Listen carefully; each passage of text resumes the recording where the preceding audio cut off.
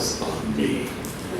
So, there's an expression called cut to the chase. And people, it sort of means get to the point, quit wasting time. It comes originally from silent movies, when movies were supposed to be a certain amount of time. And if they didn't know how to fill the time, and they had 10 minutes left, they'd say, well, let's just cut to the chase. So all comedies would end with this big chase. They just added more time. It actually means the opposite of what it's come to mean, which is get to the point, quit wasting time. I had a homie once say to me, let me just cut to the cheese, which I don't remember that one too well. But what it means really is get to the heart of stuff.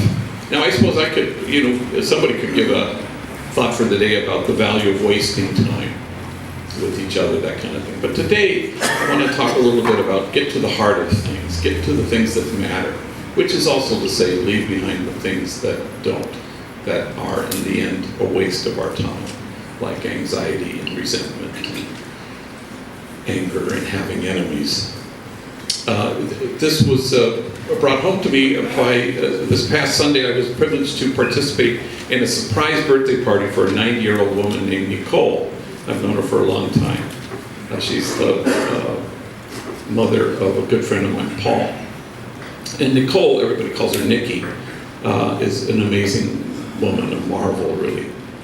And she's French, and so she was very active during the French Resistance, 19, 20 years old. She and her father, did all they could to disrupt the Nazis in their occupation of France.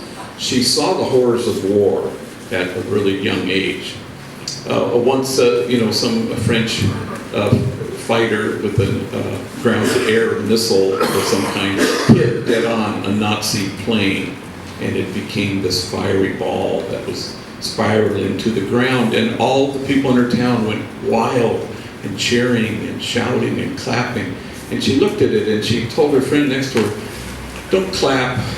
And she said, why not? That's the enemy. She said, yeah, there's no parachute. And there's a human being in that ball of fire. And he belongs to somebody. He's some mother's son or some wife's husband. Don't clap. War is hell, she says. So then the war ended, and Americans march in, and the soldiers liberate France. And one Saturday morning, at 8 o'clock in the morning, she meets this GI named John. And the two of them sit and talk in French and English. And he's about the same age as she is. And he too has seen the horrors of war. In fact, he had just come from liberating a concentration camp. And very quickly, they got to the heart of the matter. It was soul to soul. It was talking about the stuff that counts and how do we create a world where we never have to see this again. Was there romance? Yeah. But it wasn't mainly about that. Was there attraction? Sure. But it was mainly about soul to soul, cutting to the chase, getting to the thing that matters. They sat there all day long, and as the sun was setting, he turns to her and says, "You want to get married?" And she said, "Yeah." And she left her homeland and her family, and they came to LA. They had 3 kids. They were married for more than a century. And they did his funeral, John's funeral, 6 years ago. I'm not suggesting that you propose to somebody by the end of this day. But the moral of that story is, get to the heart of stuff, quick. Leave behind the stuff that wastes our time. Get to the things that matter. Leave behind the things that don't. So today,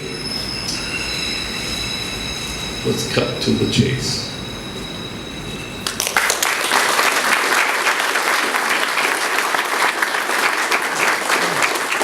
Anthony Valdez